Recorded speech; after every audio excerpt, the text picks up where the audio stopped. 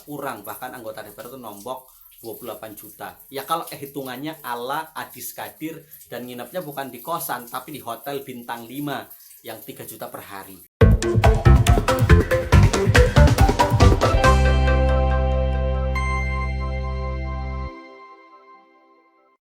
Assalamualaikum warahmatullahi wabarakatuh. Kembali lagi di Kabar Politik. Ya, luar biasa. Setelah rakyat meledak amarahnya dan kemudian kekacauan dan kerusuhan terjadi di mana-mana, baik di ibu kota Jakarta, ya ibu kota de facto Jakarta, dan juga wilayah-wilayah kota besar lainnya, akhirnya partai-partai politik baru mengambil kebijakan untuk menonaktifkan ya para kadernya yang dianggap menyulut emosi, menyulut amarah rakyat. Dimulai dari Partai Nasional Demokrat Nasdem ya, yang kemudian menonaktifkan kadernya dari DPR, yakni Ahmad Sahroni dan Nafa Urbach, lewat pernyataan ya dari Sekjen Partai Nasdem Hermawi Taslim, yang mulai berlaku per 1 September 2025 ya. Kemudian disusul oleh Partai Amanat Nasional yang meminta 2 kadernya untuk kemudian mundur ya, dan kemudian dinonaktifkan, yakni Eko Hendro Purnomo atau Eko Patrio dan Surya Utama atau Uya Kuya ya, yang kemudian dinonaktifkan dari anggota DPR. Menyusul kemudian Partai Golkar yang menonaktifkan Wakil Ketua DPR Adis Kadir ya, karena pernyataannya yang kacau balau terkait tunjangan rumah DPR RI yang sangat kacau ya, yang nampaknya seperti orang yang tidak pernah belajar matematika ya, entah itu karena selip lidah atau memang karena ya pusing ya ketika memberikan pernyataan di media yang kemudian mengatakan harga kos per bulan di sekitar Senayan paling murah itu 3 juta, kemudian 3 juta per bulan, kemudian dia menghitung dikalikan 26 hari kerja ya, akhirnya 3 juta dikali 26 ya hasilnya 78 juta. Makanya kemudian katanya 50 juta per bulan ya, anggaran perumahan itu kurang, bahkan anggota DPR itu nombok 28 juta. Ya kalau hitungannya ala Adis Kadir dan nginepnya bukan di kosan tapi di hotel bintang 5 yang 3 juta per hari. Kan koplok ya, tadi ngitung awalnya 3 juta per bulan jadi 26 hari kerja, ini kan ngaco ya. Kemudian diralat lagi menjadi 3 juta per bulan dikali 12, ketemu hasil 36 juta. Ya tetap aja kalau 50 juta per bulan itu sudah sangat untung, karena per tahun akhirnya 600 juta, kemudian cuma cuma buat kos cuma 36 juta untuk 1 tahun. Ya, diralat salah lagi, barulah kemudian pernyataan dari Wakil Ketua DPR yang lainnya, Sufmi Dasko Ahmad, bahwa anggaran perumahan itu hanya diberikan untuk 1 tahun dicicil ya. Para anggota DPR dapat 600 juta yang dibayarkan sejak November 2024 sampai Oktober 2024 sampai Oktober 2025. Ya, jadi 600 juta itu untuk 5 tahun yang dibayarkan secara cicilan per bulan 50 juta. Ya tetap saja lah ya, kalau dia kos ya per tahun itu 36 juta, katakanlah 40 juta dikali 5 tahun ya, itu masih ada sisa banyak itu ya. Per 5 tahun cuma 200 juta, masih ada 400 juta, lumayan. Dan yang jelas, bagaimana dengan anggota DPR yang sudah punya rumah di Jakarta, apakah mendapatkan juga? Ya harus dipikirkan dong ya. Sebenarnya memang ya, aneh lah ya. Intinya kan ini juga sudah bulan September, artinya sudah dibayarkan sejak Oktober 2024 sampai sekarang, baru kemudian ribut Agustus 2025. Artinya mereka sudah mengantongi 500 juta dari tunjangan rumah, itu sudah sangat cukup sebenarnya.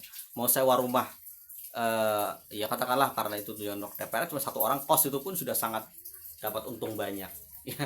Dan kemudian setelah aksi ribut-ribut, baru kemudian DPR mengevaluasi, membatalkan tunjangan perumahan, membatalkan moratorium kunjungan ke luar negeri dan lain sebagainya. Alah, basi ya. Dan sebenarnya kalau kemudian dihitung-hitung tunjangan dan lain sebagainya anggota DPR yang kemudian dikatakan sudah menghilangkan anggaran untuk rumah sebesar 50 juta, itu sebenarnya sama dengan gaji dan tunjangan yang pernah disebutkan oleh Krisdayanti pada tahun 2021 dalam dalam podcastnya bersama Akbar Faisal. Itu sudah sangat jelas. Itu per bulan juga dapat sekitar 65 sampai 70 juta ya. Dan sebenarnya itu masih ada tunjangan-tunjangan yang tidak di sepil ya, yang termasuk 450 juta untuk setiap kunjungan ke daerah pemilihan, dan itu setahun 5 kali.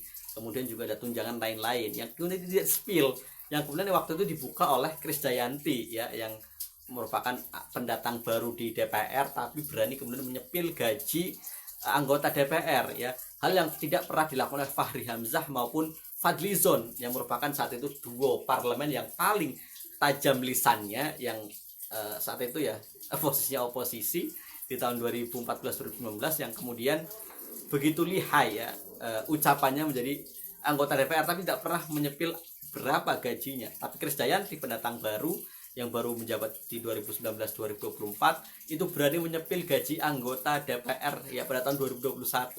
Saat itu pandemi sedang berlangsung dan podcastnya begitu ramai sampai kemudian Krisdayanti harus dipanggil oleh partainya untuk memberikan klarifikasi dan mendapatkan sanksi dari fraksi. Itu luar biasa. Kembali lagi ke masalah penonaktifan anggota DPR ya, dari mulai Nafa Urbah, Ahmad Sahroni, Eko Patrio, Uya Kuya, dan juga Adis Kadir.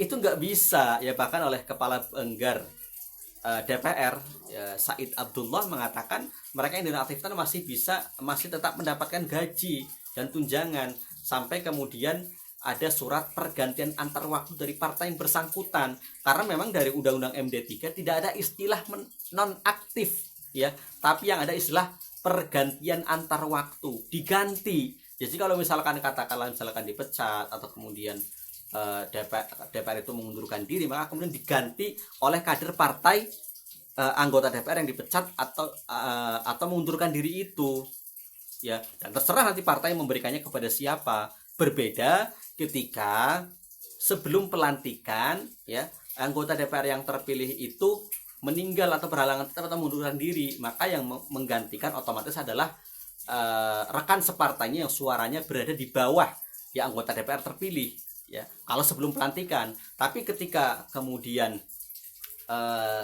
setelah pelantikan, maka siapa penggantinya itu bisa merujuk pada yang tadi ya, suara terbanyak selanjutnya dari rekan separtainya, atau bisa juga yang menentukan partai ya. Tapi pasti jelas yang suara terbanyak di bawahnya pasti akan menuntut untuk menjadi pergantian antar waktu.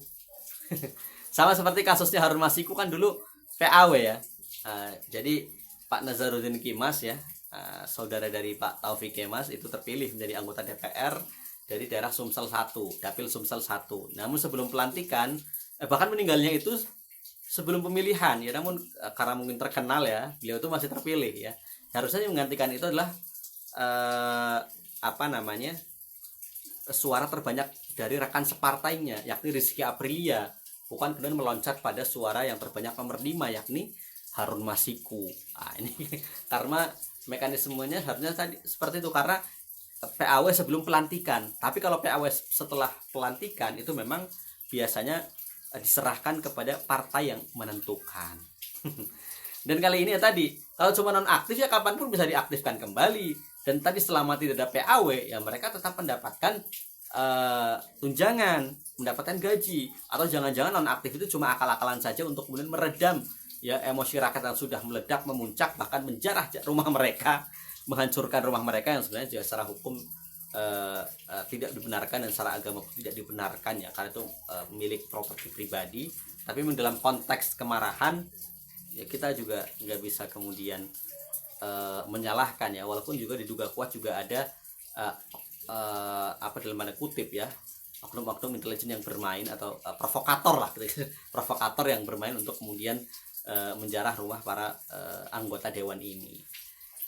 Jadi kita lihat saja ya sampai apakah ya kelima anggota dewan ini yang sangat terhormat ini hanya dinonaktifkan untuk meredakan amarah, atau kemudian benar-benar dilakukan pergantian antar waktu ya oleh partai yang bersangkutan ya. Atau ya tadi kalau kemudian tidak ada surat PAW, artinya penonaktifan 5 anggota DPR ini hanya sandiwara belaka yang ya tadi hanya untuk meredam amarah rakyat yang sudah terlanjur meledak.